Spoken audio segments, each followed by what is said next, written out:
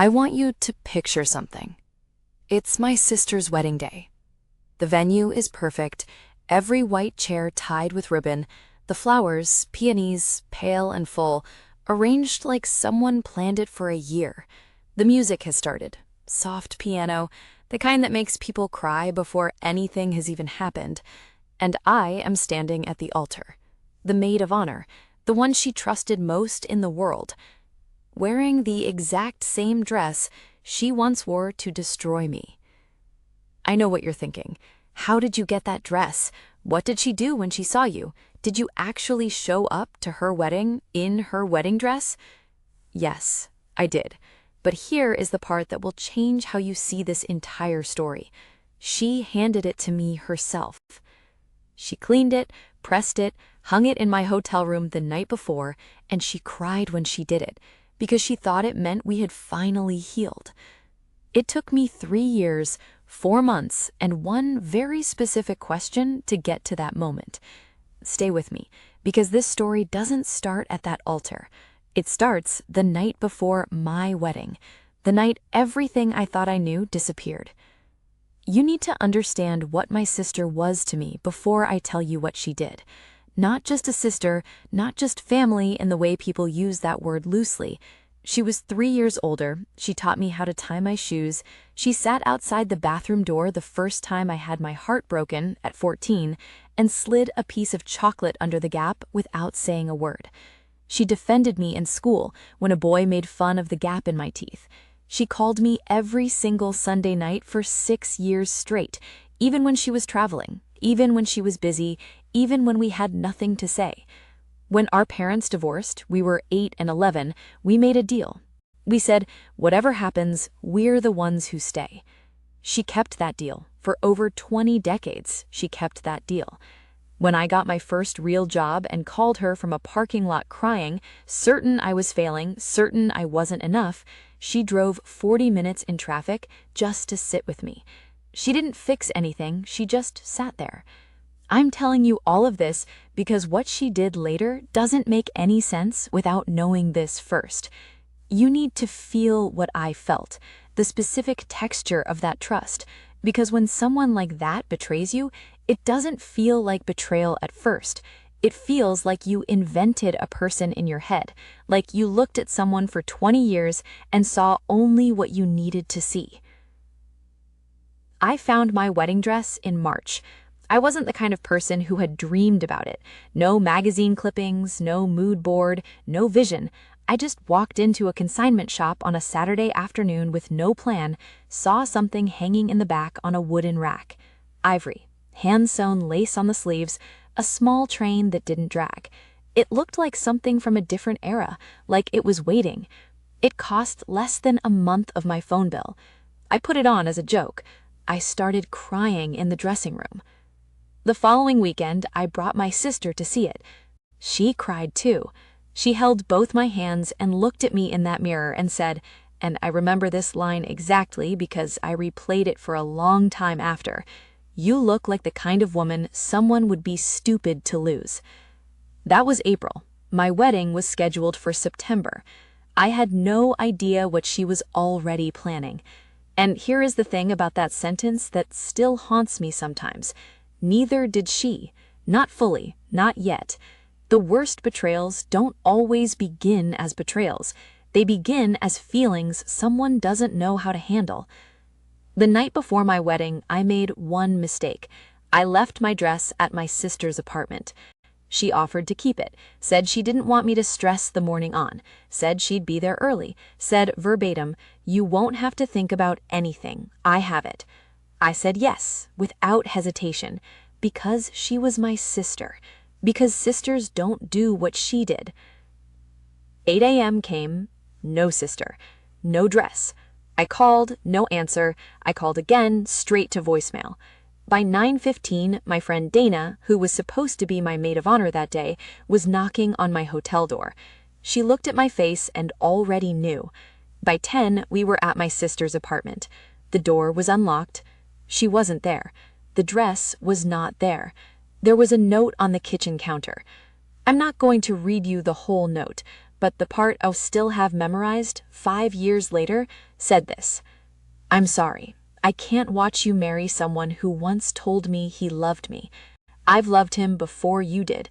I thought it would pass. It didn't. I need you to forgive me someday. Not today." She had taken the dress. She had taken my dress, and she had eloped that morning with my fiancé. I didn't scream. I didn't throw anything. I didn't collapse. Dana was crying. My mother, when I called her, was somewhere between screaming and praying. I just sat down on my sister's kitchen floor, back against the cabinet, feet flat, dress in my hand, except there was no dress. And I remember thinking one thing. Not how could she, not why. The thought that came, completely calm, completely clear, was this: she is going to need a dress for her next wedding. I didn't know what that thought meant yet. I didn't know what I was going to do with it, but something had already started. Something quiet, something patient, something that was going to take 3 years. Now, I know what half of you are expecting. You're expecting the scene, the confrontation, the viral moment. You're expecting me to have shown up somewhere loud and dramatic. That is not what happened, and honestly, that version would have given her something. Here's what I've come to understand about betrayal. The people who hurt you are always watching for your reaction. If you explode, they call you unstable. If you forgive immediately, they call you a pushover. If you disappear, they wait, certain you'll crawl back. Every reaction you have, they're ready for it. They've rehearsed the response. The one thing they are never ready for is silence, followed by warmth, followed by patience, followed by the slow, deliberate return of their own trust. What I did next, most people don't have the patience to do. When you hear how I did it, you're going to think one of two things.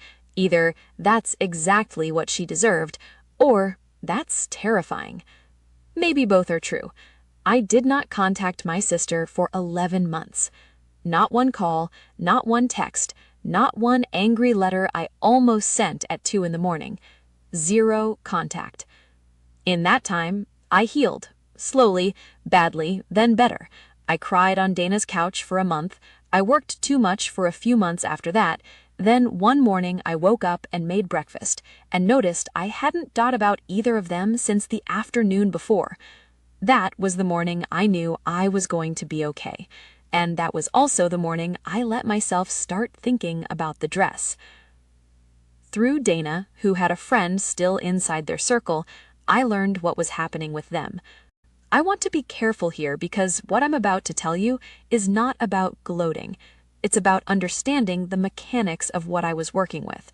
3 months after the elopement, their first serious fight. 6 months, he had been unfaithful to her, on a work trip, with someone she knew. 8 months, she was calling her therapist every week, sometimes twice. 11 months, she reached out to my mother, asking about me. My mother told me. She waited to see what I said. I said, "Tell her I'm doing well. Tell her I miss her. Tell her I'm ready when she is." My mother thought I was being gracious. I was being strategic. 3 weeks later, my sister called. She cried for 22 minutes. I counted later when I went back through the call log. She apologized in 7 different ways. She said he was not who she thought he was. She said she made the worst mistake of her life. She said she thought about me every day. I listened. I made sounds that meant, "I hear you, I'm here." At the end, I said, "I love you. I want us to find our way back. Let's start small." She exhaled like she'd been holding her breath for a year. She said, and this is the line I want you to remember, "You are the most forgiving person I have ever known." I was not forgiving her. I was collecting her trust because I needed one thing from her, one specific thing, and only someone she trusted completely, someone she believed had truly let it go, would ever be in a position to ask for it. Over the next 18 months, we rebuilt. Coffee once a month, then twice. Sunday phone calls, not every week, but enough. Birthdays remembered, a card when her cat died. And here is what I learned in that time. He had left. The marriage was annulled after 14 months. She was in a smaller apartment. She was lonely in the way people are lonely when they've traded everything for something that turned out to be nothing. And then she met Marcus. Kind, steady, nothing like the man she'd burned her life down for. 6 months into their relationship, she called me on a Sunday night. Her voice was different, lighter, like someone who'd been underwater and finally remembered how to breathe. She said, "He asked me to marry me." I said, "I know. Tell me everything." She talked for an hour. Then, at the end, she got quiet. And she said, "I know I don't deserve to ask this, but I want to ask it anyway. Will you be my maid of honor?" I said yes, immediately, without hesitation, because I had been waiting for exactly this question. Here is something you need to know about my